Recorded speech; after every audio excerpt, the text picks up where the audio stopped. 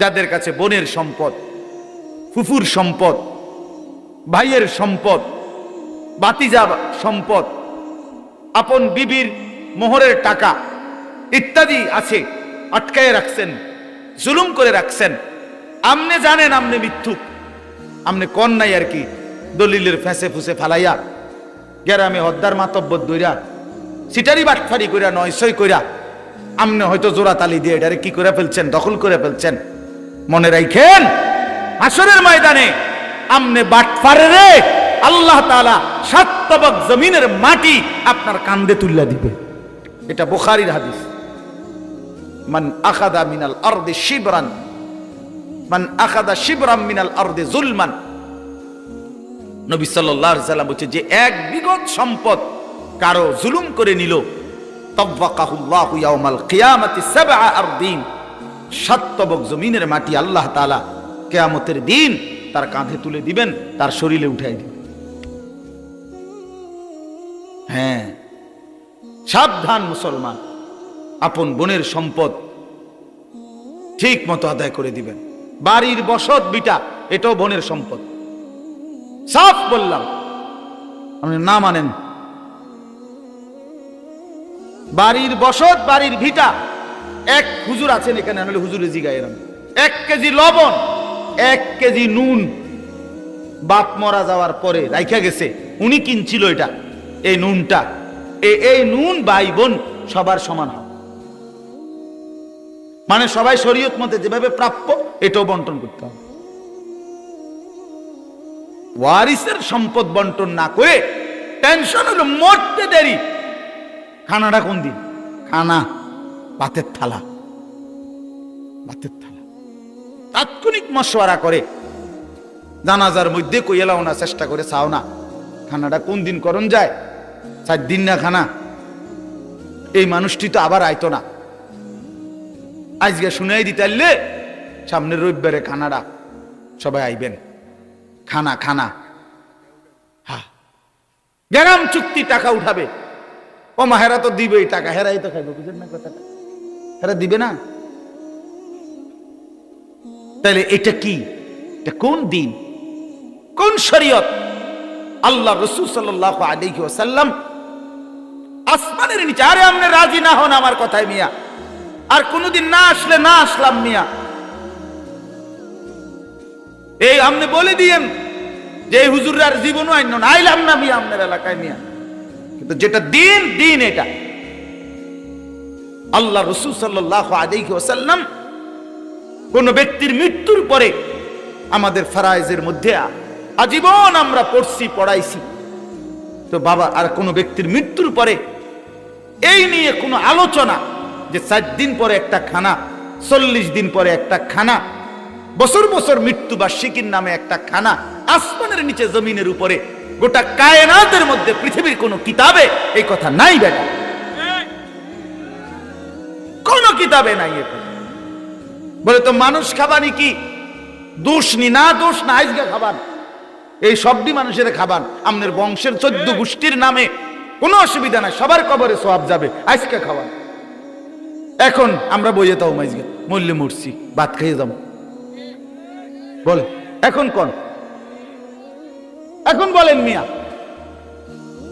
এখন সিদ্ধান্ত দেন যে ইনশাআল্লাহ আপনারা সবাই বসেন, আমি আজকে আপনার করে খাওয়াবো। খানা তো মুসলমানকে খাওয়ানো, ইমানদারকে খানা খাওয়ানো শ্রেষ্ঠ আমল। তো বুখারীর রওয়ায়াত যে কোনোভাবেই আল্লাহর হক, বান্দার হক আটকাইয়া না রাখ। অনেক মানুষ, আপনারা রাগ হইয়েন না, একটু কষ্ট লাগবে আমি বুঝি, কথা শক্ত, কথা বুঝছেন না, কিন্তু বাস্তবতা এটা। আপনি বোনের হক দিবেন না কেন? বোন নিবেগা নিবেগা নি বোন, বোন তাহলে বোন বাগিনা লই আর আইতা না, আর আইতা না আমরার বাইত। হ্যাঁ, বিয়ে শাদীত খরচা হইছে, এরুম জানলে বোন তুমি যে এরুম চোখ ফিরাই লাইবা, হ্যাঁ বেটা চোখ জাগাত রাখছে আর বইনে চোখ ফিরাই লাইছে, বুঝেন নাই কথাটা? এরুম জানলে কি আর তোমার খোঁজ খবর রাখতে, মানে ডাকাইতে কি বুঝাইতে চাইছে জানেন?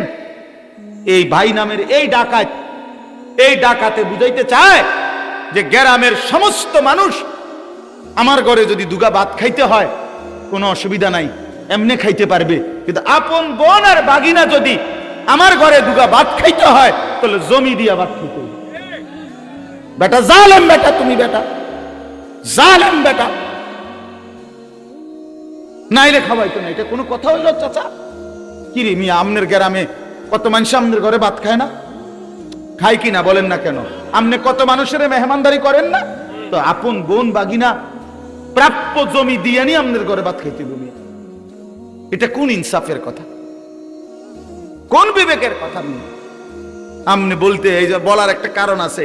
আপনি যদি বলেন হুজুর কথা তো কইছেন বড় গলা, নিজে দিছি, নিজে দিছি, তাহলে আমার বোনের নাম্বার দেই। কোন নাম্বার নেন জিঙ্গান? আমার বোনে আসমান থেকে পড়ছে। বোনেরা, যেদিন আমি বলছি প্রথম যে আমার বাবার যেই ভিটা এটাও আপনারা পাবেন, ওটি কয় কিতারে কস ভাই? আমি কই হয়, এটা তো কোনো কথা না। সমস্ত কিছু শরীয়ত সম্মতভাবে তাদের প্রাপ্য, স্থাবর অস্থাবর সব। অহন আপনি কইবেন এই সমস্ত কথা নতুন করে কইলে গ্রামে এটা কাজ্যা লাগবে, ফ্যাঁস লাগবে না। ফ্যাঁস লাগলে লাগুক, তা তো কবরের থেকে বাইচা যাবে। কথা বলেন না কেন? আখেরাতে বাইচা যাবেন। সেদিন এই মোল্লার কথা মনে পড়বে, সেদিন এই মৌলবীর কথা মনে পড়বে। হায় মৌলবী, তুমি তো বলছিলা, আমি না পাত্তা দেইনি। قالوا قد جاءنا قالوا بلى قد جاءنا نذير فكذبنا وقلنا ما نزل الله من شيء إن أنتم إلا في ضلال كبير। জাহান্নামের ফেরেশতারা জাহান্নামীকে চিৎকার দিলে, জাহান্নামী যখন বিকট চিৎকার করবে, ফেরেশতারা জাহান্নামীকে বলবে, হে নাফরমান, তোমারে কি কেউ আল্লাহর ভয় দেখায় নাই? তোমারে কি কেউ জাহান্নামের ভয় দেখায় নাই? তোমারে কি কেউ কিছু দুনিয়ায় বলে নাই? তোমার কাছে কি কোনো নাজির, ভয় প্রদর্শনকারী আল্লাহর বান্দা আসে নাই?